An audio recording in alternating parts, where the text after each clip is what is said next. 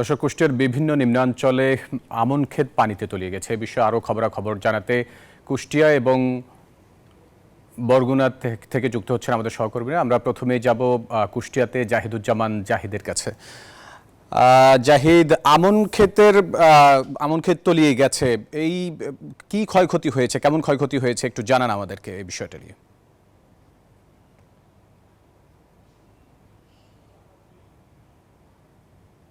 ক্ষয়ক্ষতির পরিমাণটা আসলে এই মুহূর্তে কৃষি বিভাগও বলতে পারছে না, তবে কৃষকরা বলছেন যে যদি পানি দীর্ঘস্থায়ী হয়, মানে যেভাবে ধান ক্ষেত একদম তলিয়ে আছে, অর্থাৎ ধানের সামান্য অংশটুকু উঁচু হয়ে নেই যেসব এলাকাতে, সেখানে যদি পানি আরো দীর্ঘস্থায়ী হয় তাহলে সেক্ষেত্রে এসব ধানের ক্ষতি হতে পারে।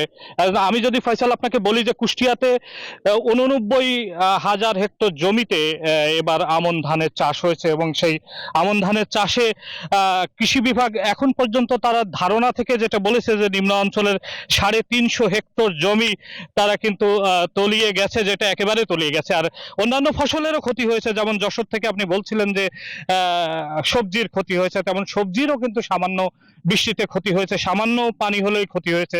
আর আমন ধানের যে ব্যাপারটি, আমন ধান কিন্তু সার্ভাইভ করতে পারবে কিছুদিন পর্যন্ত। সেই ক্ষেত্রে কৃষি বিভাগের যে উপপরিচালক অর্থাৎ কৃষি সম্প্রসারণ অধিদপ্তরের উপপরিচালক সুফি রফিকুজ্জামান, তার সঙ্গে আমার কথা হয়েছে, তিনি আমাদেরকে বলেছেন, তিনি যেটি বলেছেন যে আসলে এই পানি আর 1-2 দিনের মধ্যেই নেমে যাবে। অর্থাৎ আজকে কিন্তু আমরা দুপুরের পর থেকে তেমন আর বৃষ্টিপাত দেখিনি। যদি এই পানিটা দ্রুত নেমে যায় এবং কৃষকরা যদি সেই নামানোর ব্যবস্থা করতে পারেন, নালাগুলো কেটে দিয়ে, সেই ক্ষেত্রে কিন্তু তেমন ক্ষতি হবে না।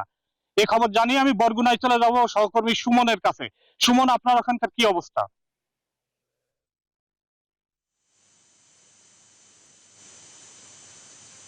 ধন্যবাদ আপনাকে।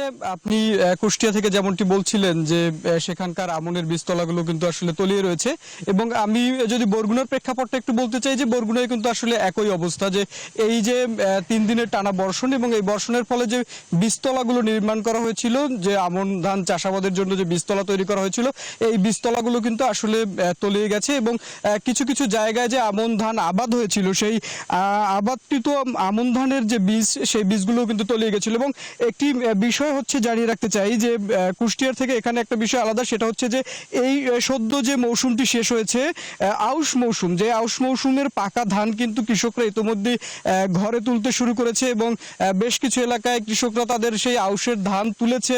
এবং কৃষি বিভাগের সাথে আমরা কথা বলেছি, যে কৃষি বিভাগ আমাদের যেটা জানিয়েছে যে এখন পর্যন্ত আউশ মৌসুমের 65% ধান কিন্তু কর্তন করা হয়েছিল, কিন্তু বাকি যে ধানগুলো রয়েছিল সেই ধানগুলো কিন্তু এই যে এই বর্ষণে ক্ষতিগ্রস্ত হয়েছে। এবং কৃষকরা যেটা বলছে যে এই ধানগুলো ক্ষতিগ্রস্ত হওয়ার ফলে যে লক্ষ্যমাত্রা কৃষি বিভাগের পক্ষ থেকে নির্ধারণ করা হয়েছিল, সেই লক্ষ্যমাত্রা আসলে কিন্তু অর্জিত হবে না বলে তারা ধারণা করছে। এবং লক্ষ্যমাত্রা অর্জিত হবে না, পাশাপাশি যে কৃষকদের উৎপাদন খরচ, আউশ মৌসুমের ধান উৎপাদন খরচ, সেই উৎপাদন খরচও কিন্তু তোলাটা তাদের জন্য কষ্টকর হবে।